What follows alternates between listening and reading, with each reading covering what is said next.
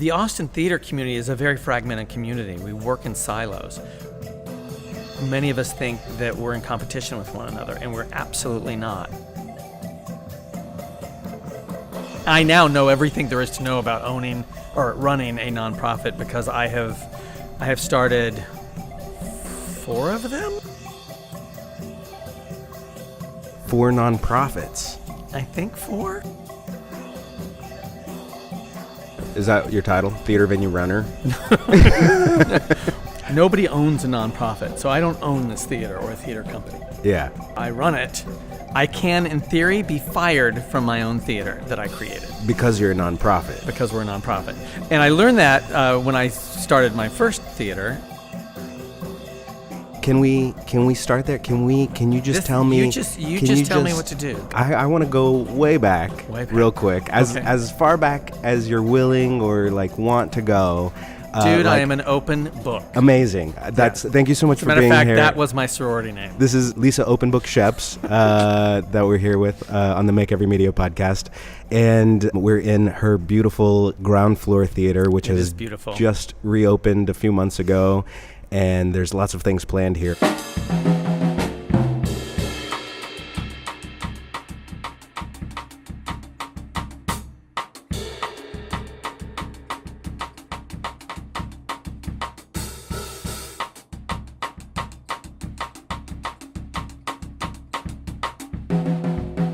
But to start things off, I want to go way back, and I want you to tell me sort of your history with the arts, if that's all right. Yeah. So I started in the arts and theater when I was 9 years old. I think it happened because my parents were looking for something for me to do. I was a quitter. I started everything and quit. Our family was swimmers. We were all on the swim team. Quit that. I played judo. Quit that. My parents sent me to the Alley Theater merry-go-round acting school. In Houston, Texas. Mm-hmm. And this was the old Alley. This is before the Alley that is there now. So this was actually, as I just learned, it was the second Alley Theater. Okay. It was an arena stage before they had moved into the Alley that they're in now, downtown. Yeah. So this was in 1967. I went through that 3-year program. And I won't bore you with the details, but there's one detail. I'm so proud of myself about this. I love this theater thing. I caught the bug. Mm-hmm. And so I'm sitting here at my house at 11 years old going, well, how do I continue this? Yeah. So I got out the phone book. I don't know if you remember what those are, but I got out the phone book and I looked up theaters and I called at 11 years old all the theaters in the phone book and I said, do you have any auditions?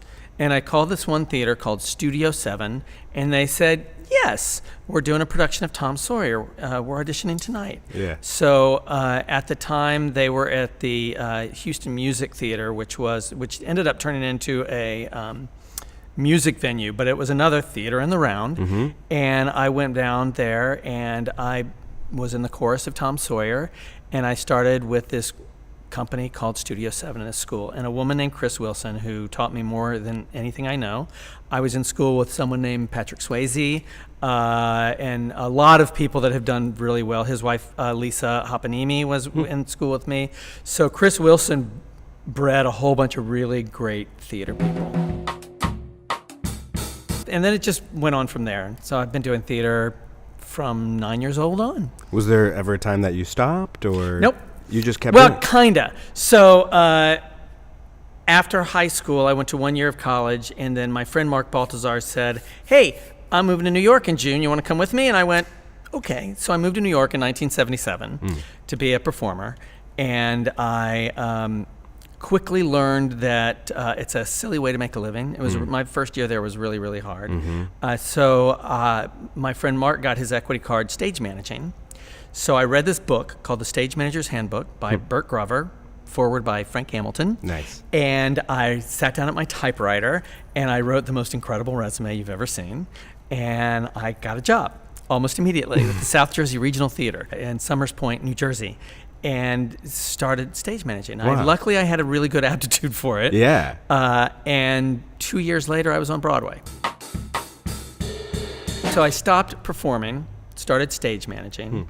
And then in 1984, a Broadway director I worked with a lot did this industrial show for Buick every year. And industrial shows were just like a Broadway show, singing, dancing girls, except you don't pretend to be art. And you do it once, which is the fun part of doing theater, is putting it together. Right. You don't do 8 shows a week for ad nauseum. Yeah. And I did this Buick tour with him and loved it. Yeah. And so I did industrials, and that's where I made my living for the next 30 years or so. I moved from New York to Chicago, opened up an industrial company there, and did theater on the side in Chicago. And then I sold that company in 2001 and moved to Austin and opened up my first theater. And since 2001, it's basically been theater all the way. I still freelance in my old industry as a stage manager. Doing industrials? And so those are theatrical productions that are there to sort of advertise for... They've morphed a little bit. Yeah. They've turned into more of a communications tool. It used to be just fun and games. It's like we have dancing girls that come around, they dance around, and then a car comes on, and they end in a big ta-da, and the CEO comes out and talks about the car. The optics of that wasn't great for companies, so they ended up starting to really look at it as a great communications tool. So those of us in the industry figured out how that we said, hey, we know how to communicate to audiences as theater professionals. Yeah. Then we know how to communicate to business. So we started marketing ourselves as communications agencies. Okay. So we would come in and do standard business meetings, but treat them all like theatrical events. Sometimes they would have entertainment components, sometimes they wouldn't. But everything we put on stage, at least my company, we made sure was forwarding the business messages that the companies wanted to get along. Right. And that's where I made my living for a long time. So now, so now that I owned the company before, now I just go in and stage manage, which is great. 30 years in that industry. 84 was the first one, so 94, 33 years. So while you were doing that, you weren't really doing the art. Wasn't doing theater. Yep. And did you? Well, but this is art. So the cool thing about it is, it's not art. Doesn't think it's not art. art. Yeah. But there is truly an art to taking a very conservative company. Absolutely. What I like to say, my biggest client was Merck Pharmaceuticals, a very conservative pharmaceutical company. I used to like to say that I would take my client gently by the arm. I'd walk them up to the edge, let them look over, and then gently bring them back. Yes. So we would do edgy, arty stuff in relation to the stuff that they were accustomed to. Yeah. But if you saw it, you'd go, okay, well, yeah, I did that back in 1973. But yeah, so I didn't do theater until I lost the company, and I stayed in Chicago, and I directed a few shows in Chicago. And then when I moved here, I immediately opened up a theater. And hang on. So you moved from Chicago to Chi-town to Austin and immediately started a nonprofit within a year. Yeah. And had you had any experience doing nonprofit stuff in Chicago? Only as I do social justice work. And I was a board member and all those things. I had not done nonprofit art spaces.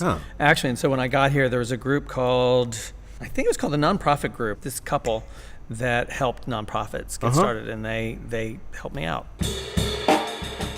I was ready to leave Chicago. There were some bitter memories there. In hindsight, I wish I hadn't. I was looking to sort of get close to my family. I'd left my family in 1977. So Austin would be the only city in Texas I'd be willing to live in. So you moved to Austin to be closer to family. I moved to Austin, and a mutual friend introduced me to Stuart Moulton, who now lives in New York, but he then lived here, and he still currently runs Austin Cabaret Theater.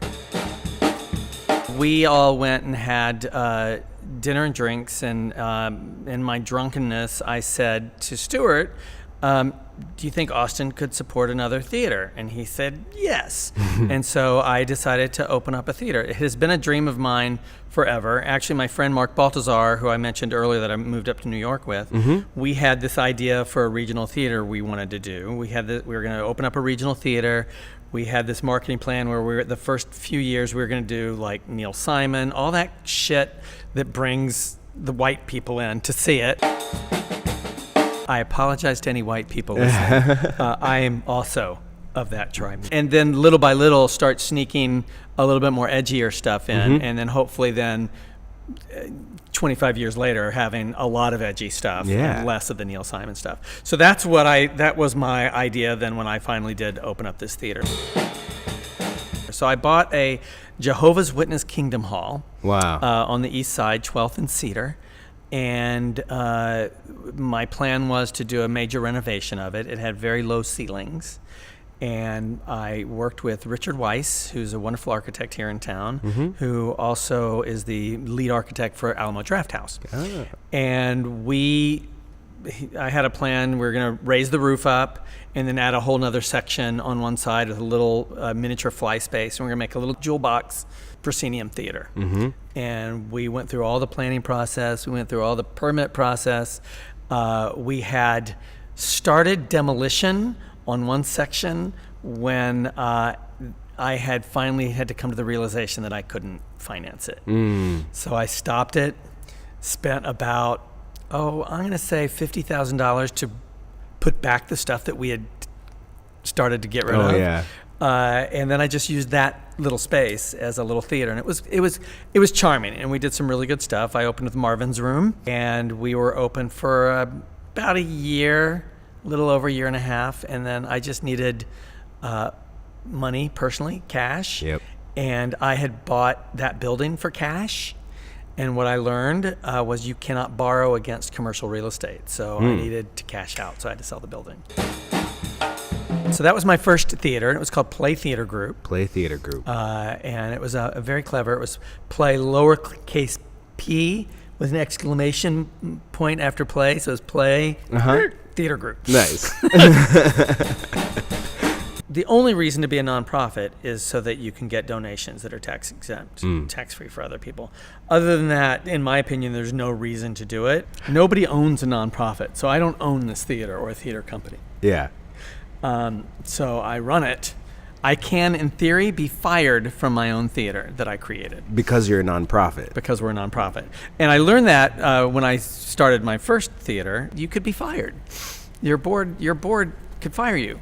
In that case, I owned the building, so I didn't put the building in the nonprofit's name, because if I had, then I would no longer own that building. I didn't get a lot of support from the Austin theater community. I had actually I decided that I was going to go to all the different venues. So I went to the Rude Mex. I went to Arts on Real. I went to Vortex. I didn't know about Hyde Park at the time, so I didn't go to Hyde Park. But I went to all the East Side theaters. I had this dream of starting an alliance called ESTA, East Side Theater Alliance. Bonnie over at the Vortex was wonderful. She spent a lot of time with me. She welcomed me in. She enveloped me with love and said, "We're really happy to have you." Nobody else would talk to me. I applied for funding through the city, and of the 300 people that applied, only 2 didn't get it. We were one of the people that didn't get it. Wow. So I felt really, really shitty. So I closed thinking, I'm like done. It's it. That's the quitter in me. But shortly after that, I got involved with Co-op Radio. Tell us about your show real quick. Offstage and on the Air is a show on Co-op Radio, which is on 91.7.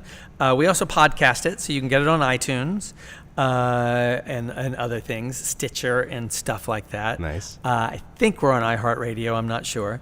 But it's a show I've been doing for almost 10 years now, and it's sort of a laugh riot. We have a lot of fun. We talk about theater around the country and around the world, mostly New York, but also Chicago, London. And then we highlight some local companies. That's what's over terrestrial radio on 91.7 FM. And then after the show, we do what we call backstage at Offstage, where I'll come in, and after you come and talk to me about your show and tell me all about your show, we'll come in and I'll learn a little bit more about Michael Ferstenfeld instead of the show you're doing. Yeah. And then that's part of the podcast. Nice. And do you think that has had a huge influence on your ability to network in town and grow your own personal community? Or? Yeah, definitely. It's fun when I get recognized. Yeah. Like, my voice is rather unique. And I'll get people going, I recognize your voice. Do you do a radio show? That makes me all warm inside. Aww. And then I had somebody in New York that said they listened to us. Wow. When I was there once. I don't know if they were blowing smoke up my skirt. Who cares? But I liked it. Yeah, take it. Yeah. That's great. You'll get it with your podcast. Someday. It's going to happen. I'll be in New York. It's going to happen. When space started to be an issue. Yeah.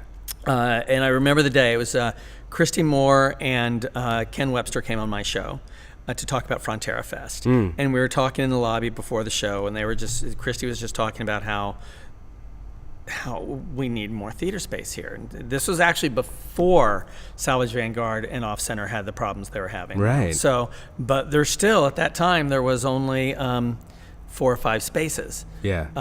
Arts and Real ceased to exist as a theater space. So there just weren't that many, and we have like over 100 companies. Yeah. So I was looking for somewhere to put my life savings. So that was the catalyst that said, you know what, I'm going to do it. And 2 months later, I signed the lease on this place. Well, my motto in life is jump off the cliff, sprout wings on your way down. Yeah. What that means is I act first, plan later, which is good. I mean, I never would have done this if I did the research, ever. Yeah. The city makes it absolutely impossible for someone to open up a place like this unless they have a lot of money.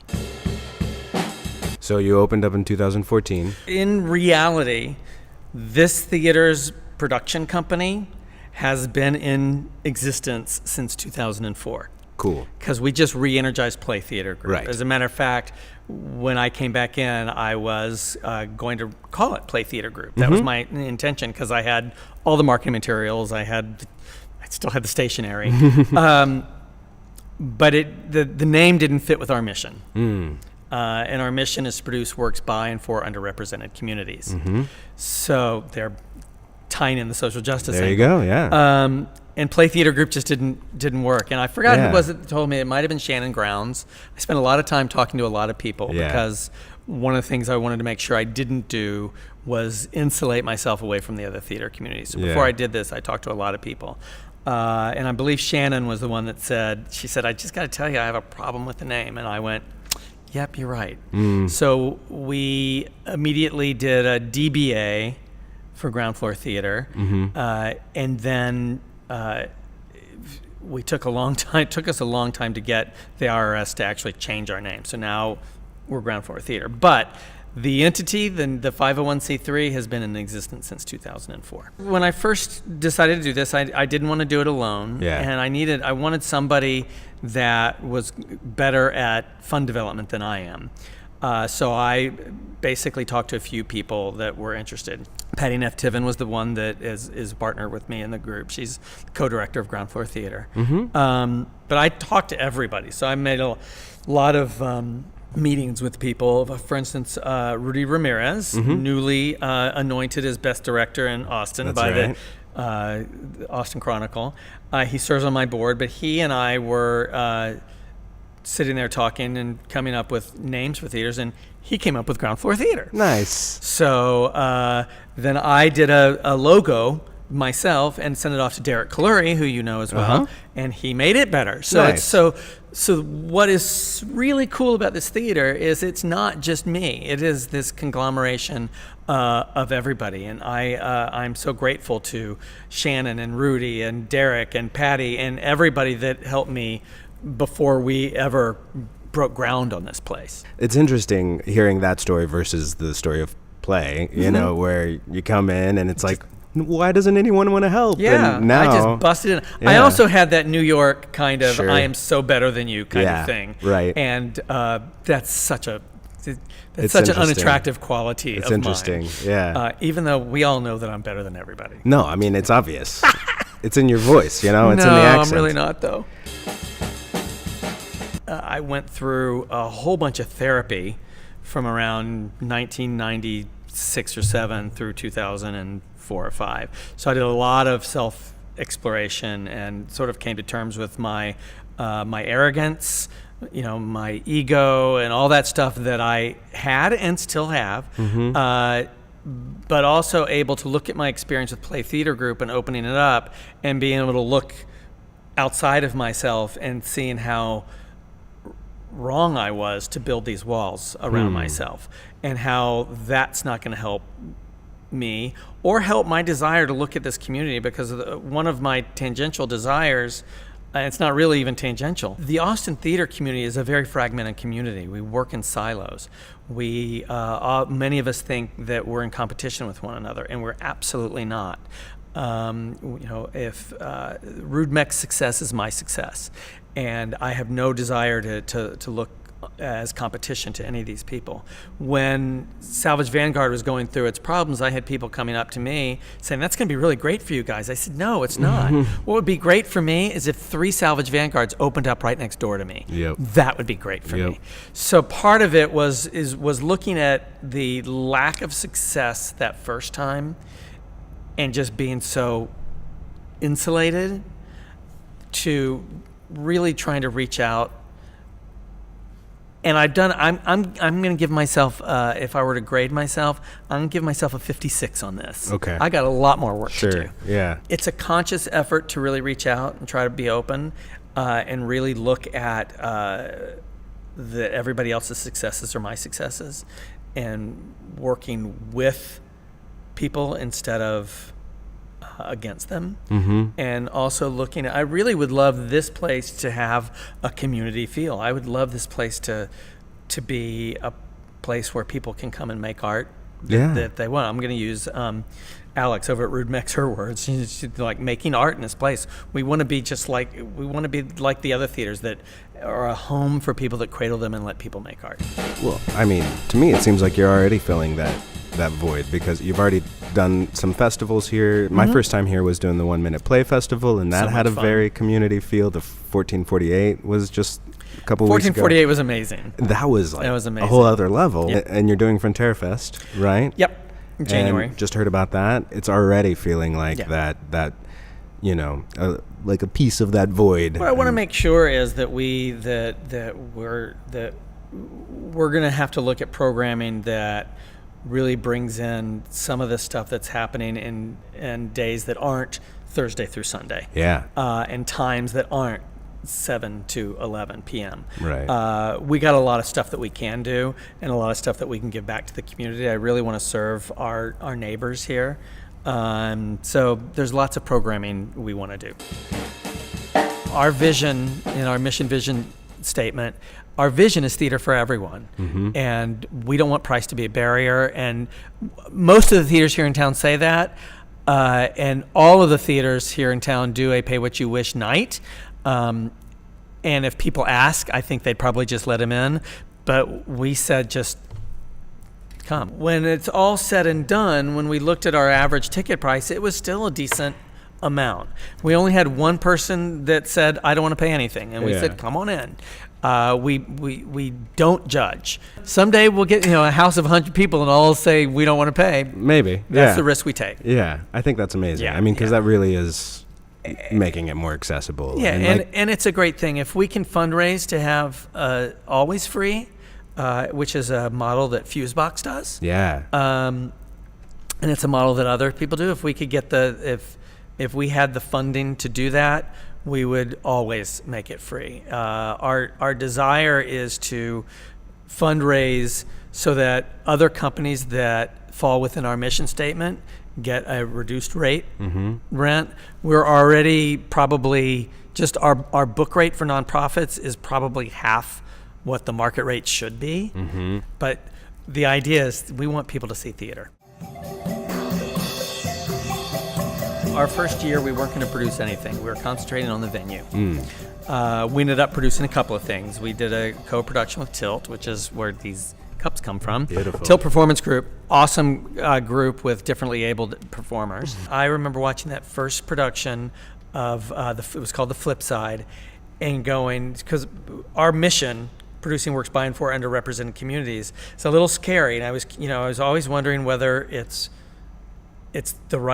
whether it was the right move, from a business standpoint or whatever standpoint. But watching that show with a whole troupe of differently abled actors, and I remember sitting, on the side there, off audience left, and going, "Fucking A." Yeah.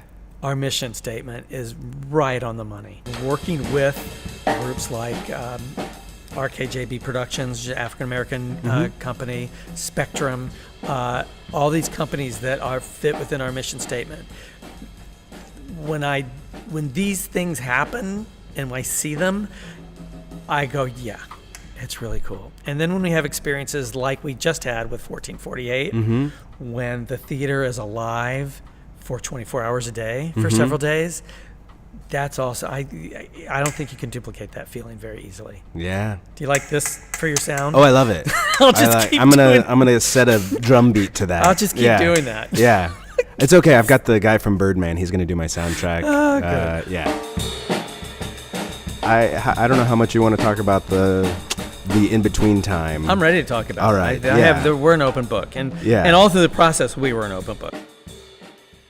In January of 2016, right after a Tech for Frontier Fest Long Fringe, a person with the city showed up and shut us down.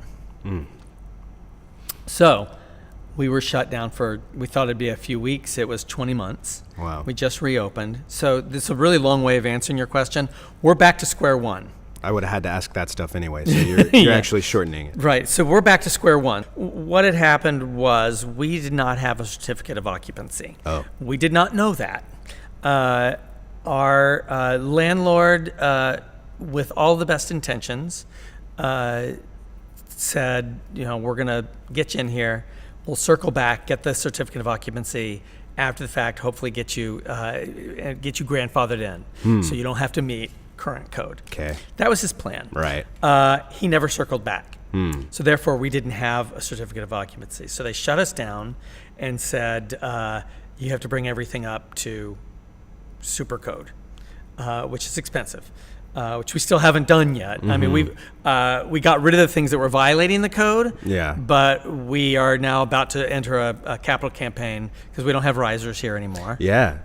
And we don't have our tech booth here anymore. We have to replace both of those things. But the other thing that took place was we had to actually go back to the very beginning and pretend to build the place again. So we had to go through the process of getting the permit to build, even though it was already all built. Yeah. And that's a whole planning process. That in itself took 6 months, 7 months, and this was all the landlord's doing. So the landlord bucked up to their responsibility.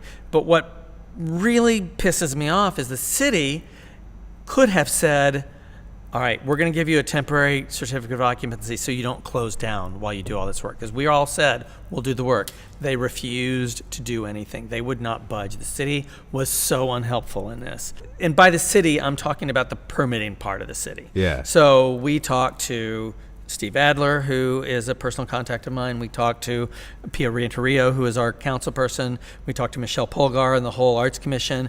I talked to a whole bunch of people in economic development. We had a lot of people advocating on our behalf, which guess what? Just pisses the permit people off more. Right. Yeah. And they dug in and said, screw you, F you. Wow.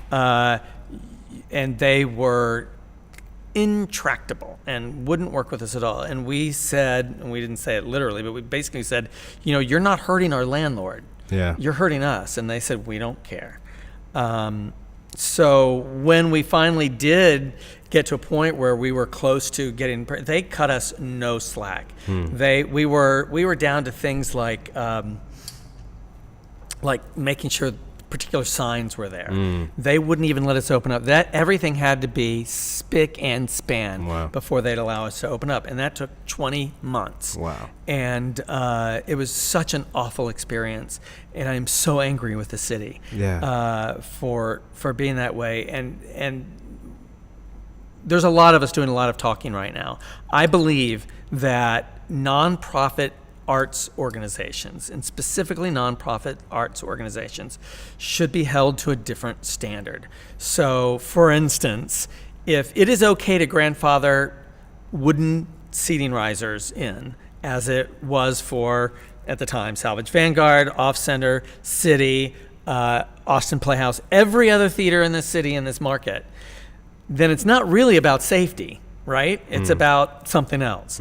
So we should be able to glom onto that, even though we're in a newly renovated building, because we're a nonprofit arts. Or if they can't do that, they great. Okay, we need to get you up to current code. We know you can't afford it. Here's a grant. Yeah. Or let us help you. Let us tie you with some funders that might be able to help. Nothing. So for a city that talks about itself as an arts mecca, I feel they are giving lip service to the arts. They really only care about currently arts institutions that have a long history here, a bigger footprint.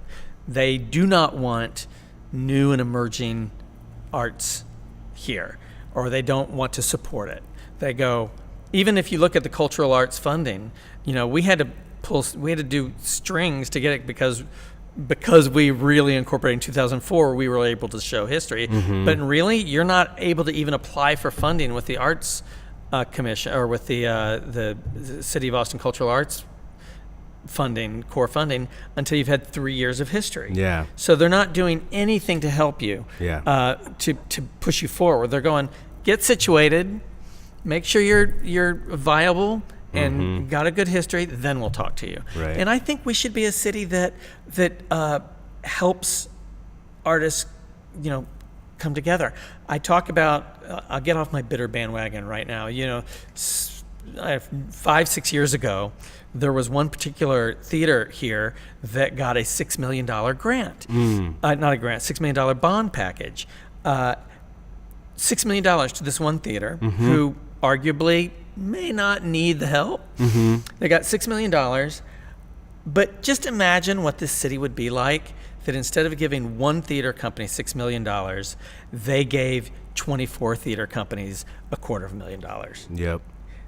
So suddenly we have 24 companies that have an infusion of cash, and you say, you can't buy property with this. You have to make art with this. Can you imagine what this city would look like 6 years later? Yeah. From a theater standpoint? It's amazing. But I think the city has a long way to go. Not only the city, but also the citizens of Austin, to be a real theater town.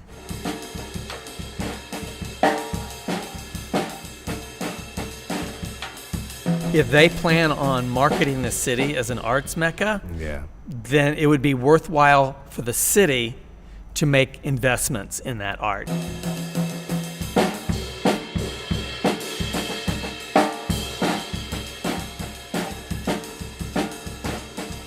We've thrown the doors open. We've told people, if you want to do something in our space, come on by and do it.